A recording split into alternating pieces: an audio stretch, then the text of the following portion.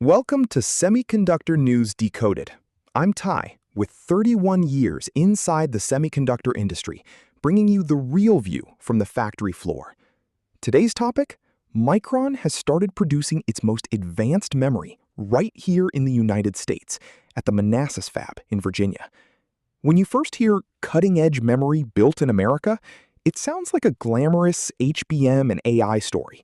But once you look inside, the reality is completely different, strange enough that you'll want to do a double take. Today, we'll slowly unpack what's really going on behind this unusual investment. As always, I'll explain everything in the most simplified way possible. Even a middle schooler should be able to follow along. If you're a specialist watching, some parts may feel oversimplified, but I'd like to prioritize giving everyone the big picture first. Think of today's story as a big neighborhood food factory where the menu lineup is constantly being shuffled around. So sit back and enjoy. Here's today's news in one picture. Picture a giant central kitchen that prepares many different dishes, all under one roof. We'll lean on this kitchen and dishes analogy all the way through the opening section. The owner of this kitchen takes orders from restaurants and shops all around the world. Premium meat dishes, classic appetizers, old-fashioned soups, salads, desserts. How much of each menu item to cook and in what ratio is entirely up to the owner. Right now, the most requested item from restaurants worldwide is an ultra-premium meat dish. We're talking about beautifully plated slices of meat stacked in many layers, drowned in fancy sauces and garnishes. The kind of show-stopping main course that brand new, trendy restaurants line up to buy. The price is high, and the margins are even higher. So naturally, the owner wants to cook as many of these premium meat dishes as possible. When that happens, here's what unfolds inside the central kitchen. The big stoves, the best ingredients, the most skilled cooks, all of them get rerouted toward this premium meat dish first. And the owners of every major kitchen around the world start tilting their entire operation the same way, toward the meat. That's the reality of today's kitchen scene. But this creates a problem for another group of customers. Think of the small neighborhood diners that have been serving the same appetizer and soup for years. The company cafeterias, the hospital and school lunch programs, the lunchbox vans parked at construction sites. These places can't just change their menu on a whim. Regulars have their favorites. Recipes have been refined over decades. So today, tomorrow, and a year from now, they still need the exact same appetizer and the exact same soup. But the owner wants to push more high-margin meat dishes, so the stove space available for those plain old appetizers and soups keeps shrinking. And soon, the diners and the school lunch centers start raising their voices. When are our appetizers arriving? Our regular soup hasn't shown up yet. This is the quiet, classic menu shortage problem, hiding behind the flashy premium dish boom. Now here, the owner, who's the main character of today's story, makes a rather unusual move. He prepares an entire brand new, latest generation kitchen and announces this: we are going to dedicate this brand new kitchen exclusively to the old-fashioned appetizers and soups. Normally, a state-of-the-art kitchen is where you'd want to cook your premium meat dishes. Devoting it to the classic menu instead looks completely mismatched at first glance.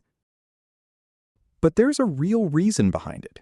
The newest kitchen has better heat efficiency and smoother workflow, so even when it's used to cook classic appetizers and soups, the cost per plate drops significantly, and it can keep producing the exact same recipe without any drift for a very long time. For customers like school lunch centers, hospitals, and highway truck stop diners who beg, please give us the same taste even 10 years from now, this setup is a perfect match. Using the most advanced kitchen to consistently and reliably produce classic menu items over the long haul, that's the heart of today's story. From here, let me walk you through what this actually looks like in the real semiconductor industry.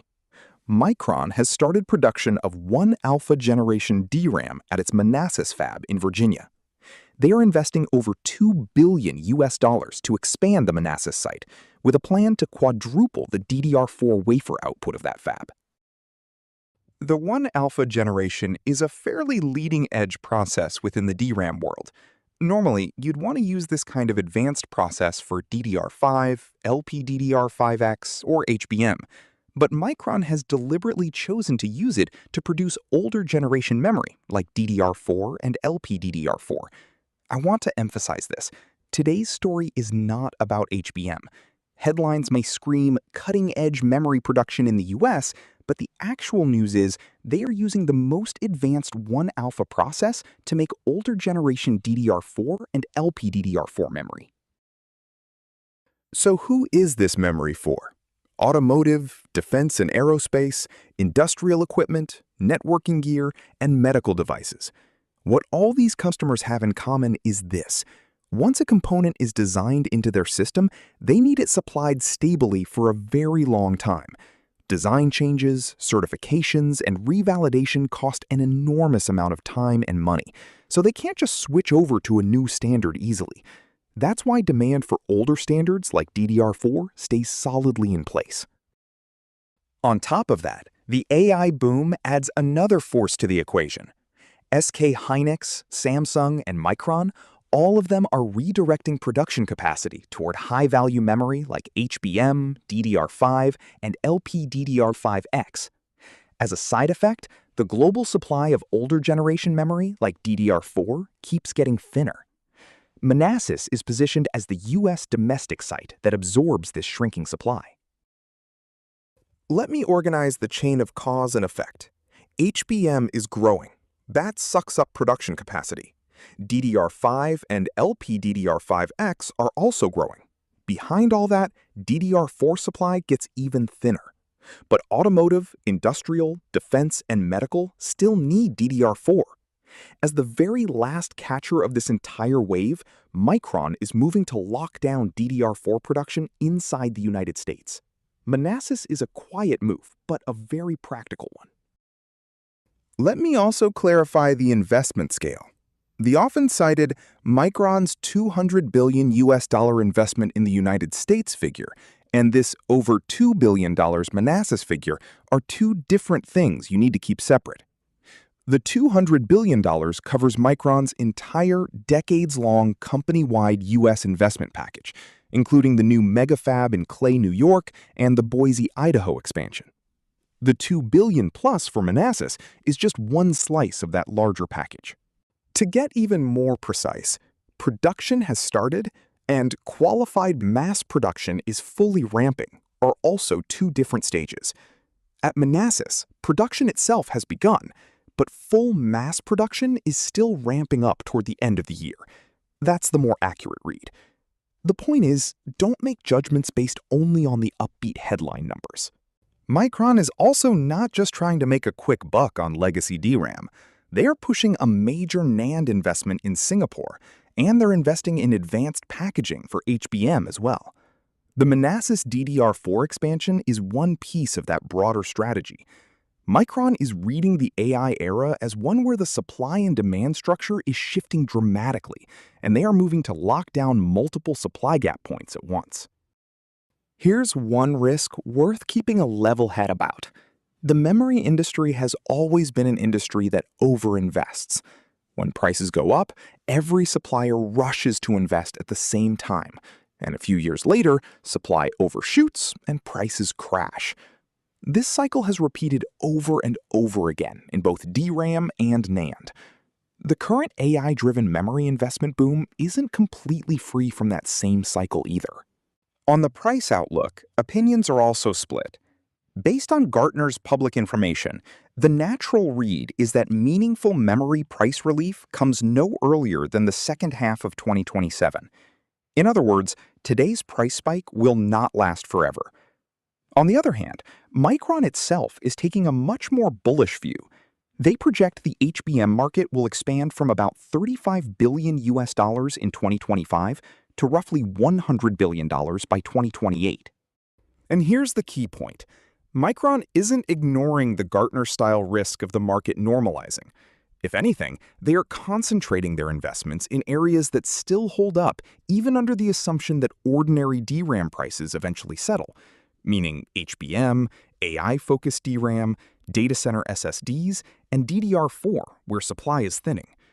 The semiconductor industry tends to judge value purely by is it cutting edge or not. But in reality, older processes and older standards can suddenly become strategic resources at a particular moment in time. Manassas' DDR4 is exactly that case. From a Japanese company perspective, having a long-term, stable, US-based supply source for DDR4 is a real tailwind for automotive, industrial, medical device, and equipment makers. A practical preparation, in my view, is to revisit your procurement strategy not just for HBM, but for older generation memory as well. That's all for today. I'll keep bringing you semiconductor news and analysis. So if you found this useful, please like, subscribe, and I'll see you in the next video. This has been Ty on Semiconductor News Decoded.